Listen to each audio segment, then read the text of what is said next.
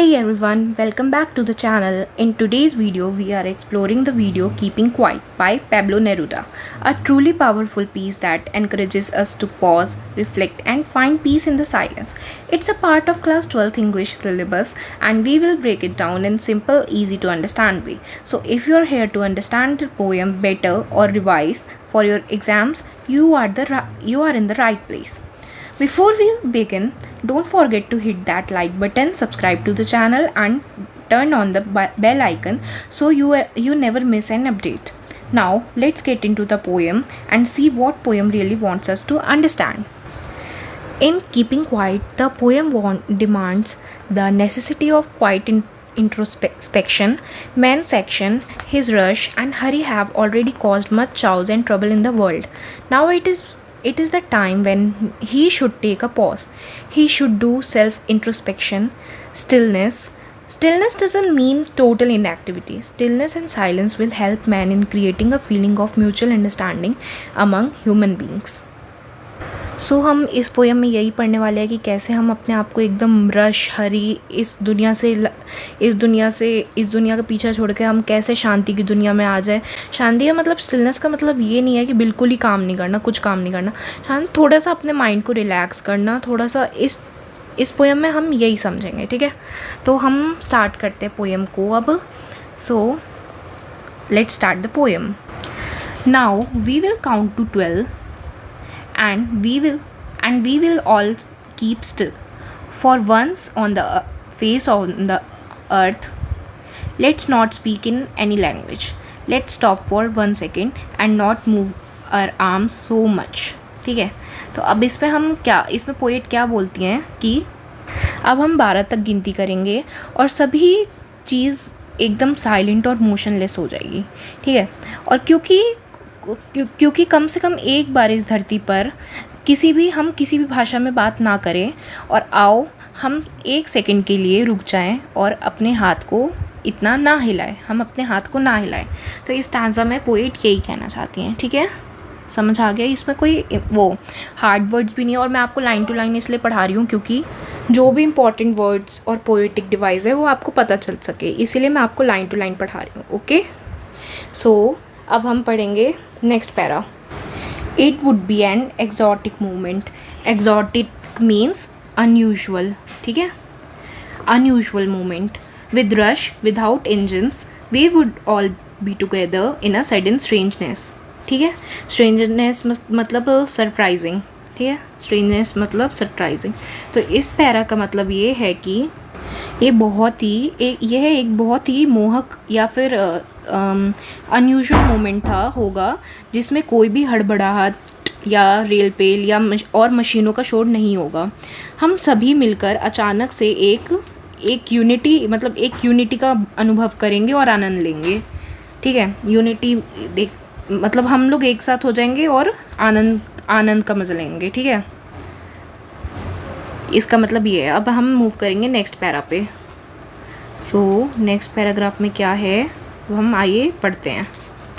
Fisherman in the cold sea would not harm whales and the man gathering salt would look at his hurt hands.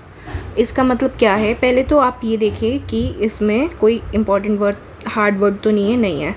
ठीक है, gathering का मतलब होता है collecting. ठीक है, would look at his hurt hands, इसमें हमारा पोएटिक डिवाइस आ रहा है इस लाइन में, यहाँ से his hurt hand. HHH repetition of consonant.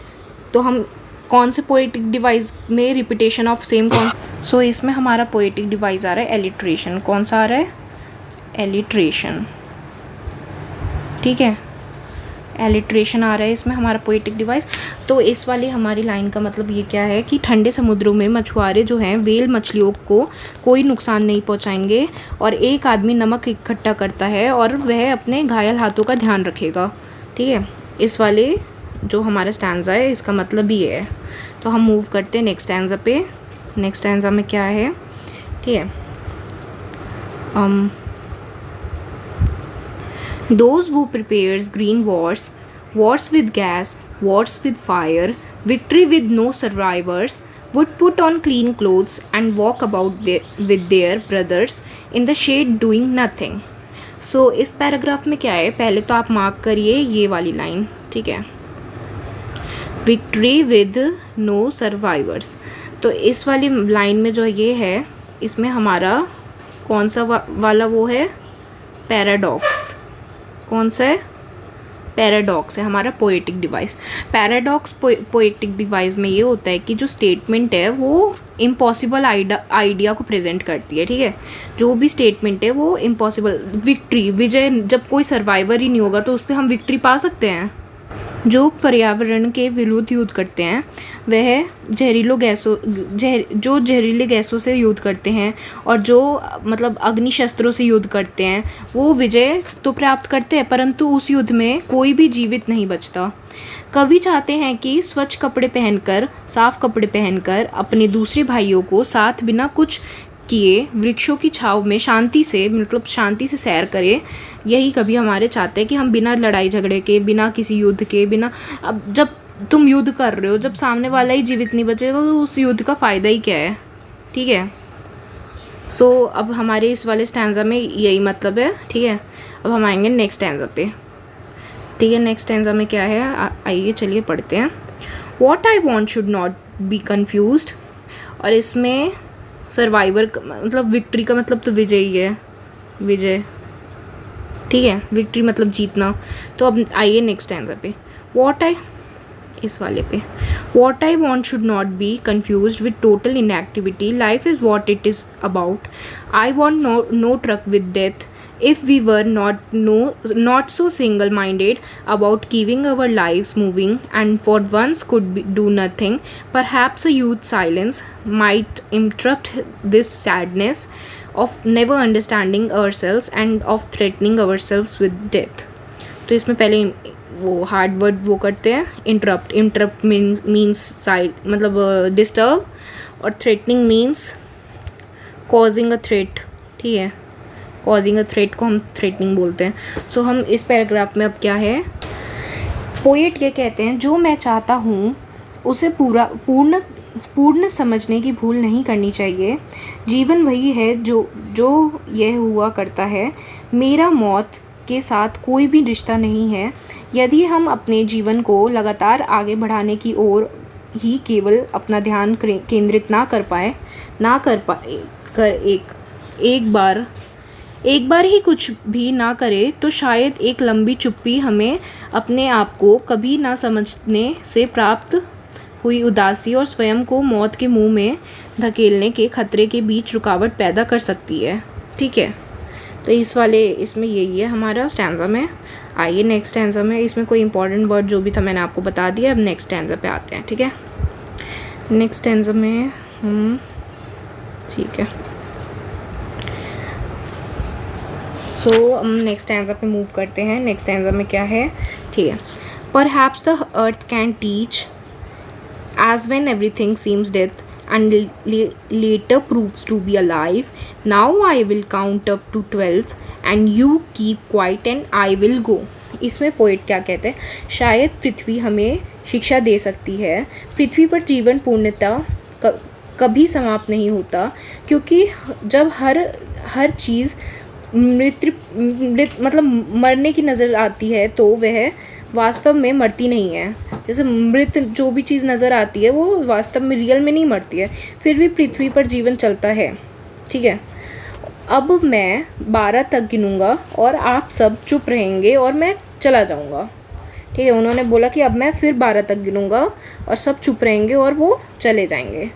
तो इसमें यही है हमारा जो भी पोएटिक डिवाइस, दो ही पोएटिक डिवाइस है। दो पोएटिक डिवाइस में एक है एलिट्रेशन और एक है पैराडॉक्स। एलिट्रेशन का मतलब जिसमें कि सेम कॉन्सोनेंट वर्ड्स रिपीट होते हैं, जैसे H H H, his heart hands, ठीक है। और पैराडॉक्स में कि मतलब पैराडॉक्स में ये होता है statement that present impossible ideas, उसको हम पैराडॉक्स बोलते हैं। इतना आपको समझ आ गया होगा।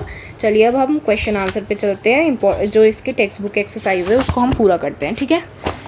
सो हमारा फर्स्ट क्वेश्चन क्या है पढ़ते हैं, चलिए। What will counting up to 12 and keeping still help us achieve. हमारा पहला क्या है क्वेश्चन, ठीक है, कि हम 12 तक काउंट करते हैं, उससे हम क्या अचीव कर सकते हैं, क्या अचीव करते हैं. The poet urges us to counting up 12 and keeping still. Perhaps 12 here represent the 12 hours marks on the clock. Most of the ill and trouble of the world are caused because of a rush and hurry. Keeping still will give us necessary respite for peace. ठीक है. अब इसमें क्या कहते हैं कि मतलब देखो, ज़्यादातर जो भी मतलब हम 12 तक काउंट इसलिए करते हैं, 12 जो 12 है वो 12 आवर्स क्लॉक पे रिप्रेजेंट करता है. जो भी दुनिया में क्या बोलते हैं, मतलब ट्रबल्स आ रहे हैं वो बहुत ज़्यादा रश और हरी की वजह से आ रहे हैं, मतलब जल्दबाजी, ठीक है, भीड़ भड़ाका, जल्दबाजी, इनकी वजह से आ रहा है. और हम अगर उस टाइम पे साइलेंस रहेंगे तो हमारा पीस मेंटेन रहेगा, तो हमारा कोई भी दिक्कत आने की चांसेस नहीं है. ठीक है, पहला क्वेश्चन में ये है. ठीक है, दूसरा क्वेश्चन क्या है हमारा, do you think the poet advocates total inactivity and death. ठीक है, तो इसमें क्या कहते हैं पोएट कि आपको ऐसा लगता है कि जो पोएट है वो टोटल इनएक्टिविटी और डेथ चाहते हैं. नहीं, नो, वो बिल्कुल ऐसा नहीं चाहते हैं. No, he doesn't. He makes it very clear that, उन्होंने बिल्कुल क्लियर कर रखा है, stillness should not be confused and equated with total inactivity. Stillness जो है वो बिल्कुल भी टोटल इनएक्टिविटी से कनेक्ट नहीं करना हमें. ठीक है, टोटल इनएक्टिविटी ब्रिंग्स डेथ. जो बिल्कुल इनएक्टिविटी हो जाएगा तो वो डेथ कॉज करेगा. But Neruda has no truck with death. उन्होंने साफ बोला है, no truck with death. He stillness means cessation of hostile and harmful human activity.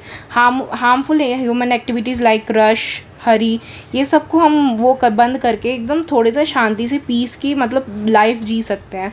इसमें उन्होंने ये बोला है. तो टोटल इनएक्टिविटी बिल्कुल नहीं है इसका मतलब. ठीक है, अब हम नेक्स्ट क्वेश्चन पे मूव करते हैं. What is the sadness that the poet refers in the poem. Poem में सैडनेस क्या रेफर करते हैं. Man sadness is formed out of his own thinking and action. खुद की थिंकिंग और एक्शन की वजह से मैन सैड होता है. This is the tragedy of man. ये मैन की ट्रेजिडी है. He understand so much but fails to understand himself and his action. बहुत कुछ समझता है आदमी लेकिन अपनी इमोशंस को, अपनी थिंकिंग को वो समझने में गलती कर देता है. और his rush and Hari cause trouble. जो उसका जल्दबाजी और वो मतलब जल्दबाजी की दुनिया वो ट्रबल क्रिएट करती है. Man is the author of all disaster. वो खुद के लिए दिक्कत पैदा करता है. Due to his thinking and action he is always threatening himself with death. अपनी थिंकिंग की वजह से और एक्शन की वजह से वो खुद को ही डेथ मतलब मुसीबत में डाल के डेथ कॉज करता है. ठीक है, नेक्स्ट क्वेश्चन हमारा लास्ट क्वेश्चन हम देखते हैं क्या है. What symbol from nature does the poet invoke to say that there can be life under apparent stillness. ठीक है, ये सारे क्वेश्चंस जो है ना बहुत इंपॉर्टेंट क्वेश्चन है. आप प्लीज़ इसको ज़रूर करिएगा क्योंकि ये कभी ना कभी आए हैं. ठीक है, CBSE 2015 में, ये CBSE 2012 में आया. ये इंपॉर्टेंट क्वेश्चन है. ये इंपॉर्टेंट क्वेश्चन प्लस CBSE 2015 में आ रखा है. ठीक है, इन क्वेश्चन को ज़रूर करना है आपको. ये बहुत इंपॉर्टेंट क्वेश्चन है. The poet doesn't want us to confuse stillness with, नहीं सॉरी, पहले क्वेश्चन पढ़ते हैं. What symbol from nature does the poet invoke to say that there can be life under apparent stillness. तो इससे क्या मतलब वो हमें सिम्बलाइज करना चाह रहे हैं. तो the poet doesn't want us to confuse stillness with total inactivity. हमें कन्फ्यूज़ नहीं करना चाहते स्टिलनेस को टोटल इनएक्टिविटी से. There can be life under apparent stillness. Stillness के अंदर भी लाइफ है. The poet invokes the earth as a living symbol to prove his point. अब पोएट अर्थ को लिविंग सिम्बल मान रहा है अपने पॉइंट को प्रूव करने के लिए. व्हेन एवरीथिंग सीम्स डेथ, जब सब कुछ डेड सीम होता है, later proves to be alive, बाद में वो जिंदा पाया जाता है. The earth never attains total inactivity. Nature remains at work even under apparent stillness and it keeps the earth alive. ठीक है, तो हमारे ये सारे क्वेश्चन आंसर्स हो जाते हैं. इसमें यही समझाया गया है. तो बेसिकली हमने पोएम में ये समझा है कि हमें बिल्कुल टोटल इनएक्टिविटी नहीं रखनी है. और युद्ध ये सब करने से जब सामने वाला इंसान ही ज़िंदा नहीं रहेगा तो हम लड़ेंगे किससे. हम विजय प्राप्त करने का फ़ायदा ही नहीं है जब किसी को मार के हम विजय प्राप्त कर रहे हैं. तो ये सब हमारा बताया गया है इस पोएम में, और हमें शांति से, बिल्कुल पीस से, इतना हरी जल्दबाजी मतलब इतना वो ना करके हमें अपनी ज़िंदगी को अच्छे से जीना है। यही सब बताया गया है पोएम में। ये इंपॉर्टेंट क्वेश्चंस थे। प्लीज़ चैनल को लाइक करें, सब्सक्राइब करें और ऐसी और वीडियोज़ के लिए बेल आइकन पे क्लिक करें। ठीक है, थैंक यू।